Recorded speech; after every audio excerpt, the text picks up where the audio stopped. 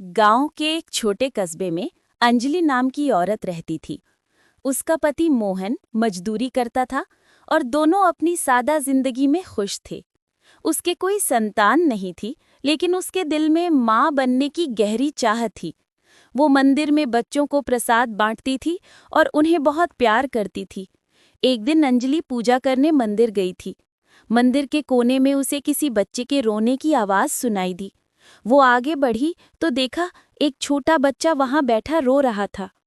अंजलि के दिल में ममता उमड़ आई। उसने बच्चे को गोद में उठाया और कहा, अब तो मेरा बेटा है। भगवान ने आज मेरी झोली भर दी। वो उसे घर लाई। उसने बच्चे का नाम आरव रखा। अंजलि और उसके पति मोहन ने आरव को कभी पराया बच्चा नहीं समझा, अपने खून से भी बढ़कर पाला। हमेशा उसे अपना सगा बेटा ही माना। दोनों पति पत्नी मेहनत करते और आरव की पूरी देखभाल करते थे। वे उसे अच्छा खाना खिलाते, अच्छे कपड़े पहनाते और पढ़ने के लिए स्कूल भी भेजते थे। आरव धीरे धीरे बड़ा हुआ, पढ़ाई में तेज, संस्कारी और सबका प्यारा बन गया। बरसों बाद गांव की एक औरत एक अमीर औरत को अंजलि के घर लेकर आई और बोली, बहन अंजलि, ये औरत कह रही है कि आरव इसका बेटा है। अमीर औरत बोली, मैं आरव की असली माँ हूँ। मैंने मजबूरी में उसे मंदिर में छोड़ दिया था। अब मैं उसे वापस लेना चाहती हूँ।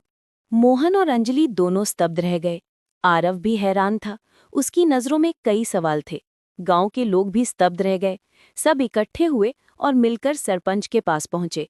सरपंच के सामने अमीर औरत बोली, मैं आरव की असली माँ हूँ। मैंने मजबूरी में उसे मंदिर में छोड़ दिया था। अब मैं उसे वापस लेना चाहती हूँ।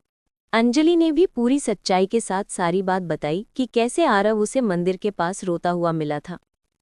सरपंच ने सबकी बातें ध्यान से सुनी और फिर शांत स्वर में बोला, बेटा, अब तुम ही बताओ, तुम अपनी सगी माँ के साथ जाना चाहोगे या पराई माँ के साथ रहना चाहोगे? कुछ पल की चुप्पी के बाद आरव आगे बढ़ा, अंजलि के पास गया और बोला, जिसने मुझे जन्म दिया वो मेरी जननी है, लेकिन जिसने मुझे अपना प्यार दिया, जीना सिखाया, वही मेरी सच्ची माँ है। माँ, मैं आपको कभी पराई नहीं कह सकता। मैं आपके साथ ही रहूंगा। सरपंच ने फैसला सुनाया। जब तुम्हारे बेटे को तुम्हारी जरूरत थी, तब तुमने उसे छोड़ दिया।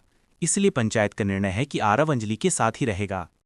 अमीर औरत को अपनी गलती पर पछतावा हुआ। वो बोली, अंजलि, तुम सच्ची माँ हो। मैंने उसे जन्म दिया, पर तुमने उसे जीवन दिया है। और वो चुपचाप गांव छोड़कर चली गई। अब आरव अपनी पराई माँ के साथ रहने लगा, जो अब उसके लिए असली माँ बन चुकी थी। सच ही है, माँ केवल वो नहीं जो जन्म दे, माँ वो है जो अपने प्रेम से जीवन को अर्थ दे। अगर आपको ये कहानी पसंद आई और आप भी यही सोचते हैं, तो कृपया लाइक करें, शेयर करें, सब्सक्राइब करें और कमेंट करना ना भूलें।